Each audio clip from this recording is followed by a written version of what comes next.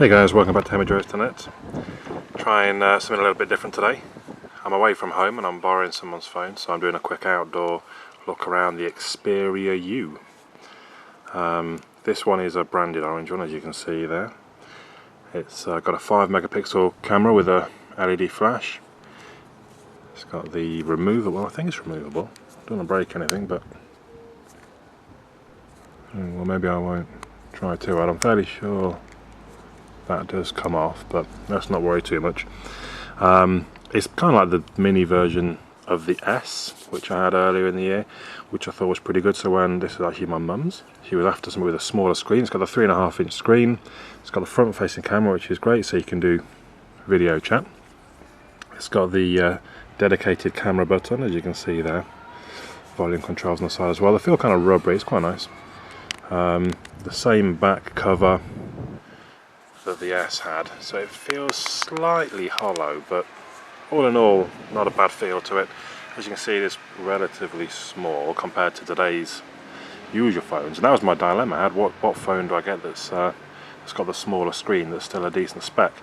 So this has got a 1 GHz dual core processor, as I mentioned, 5 megapixel camera, front facing cam, so it's got everything you would want really. Even the screen itself is, let me just double check, I think it's 840 pixels in length, 480 sorry by 854, which actually gives a pixel density of 280, which is right up there with you know, with the best of them really. Now this will be the tricky thing, I don't know how well you can see the screen, because it's a lot brighter than I was expecting it was going to be. One of the sunniest days we've had in the UK for quite a while. And all in all, it seems quite a nice, snappy device. The camera, I can give you a quick demo, I suppose, since we're outdoor. Now, one problem I found, it's got a dedicated button, so you can do the whole semi-press to focus, fully press to take a picture. What I'm finding, it's quite stiff to fully press, and it does cause a bit of camera shake.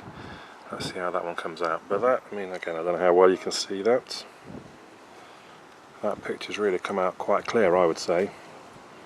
I'm hoping you can see it. My apologies if you can't.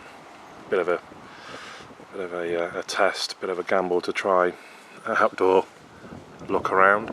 But obviously you can still use the on-screen camera shutter release if you so desire. I mean, that was all I really wanted to do, just give you a bit of a quick look, show you that there are options if you prefer the smaller device. It's very slick, I would say.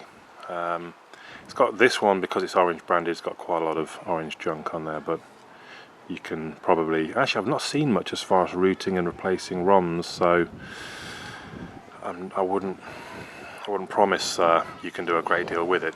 This one's running Android 2.3. and obviously we're hoping that the newer versions will make its way onto it at some point, but it looks quite pretty, you know, with Sony's. So I didn't mind it too much on even the S, Sony's own interface.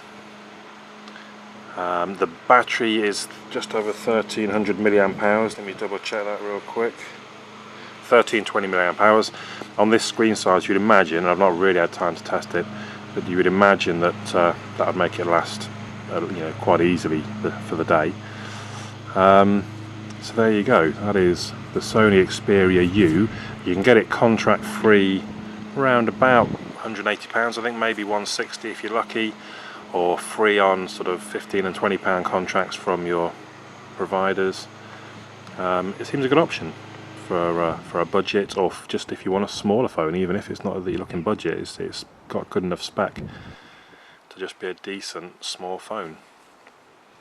There we go, the Sony Xperia U. My name's Andy, hemorrdroids.net.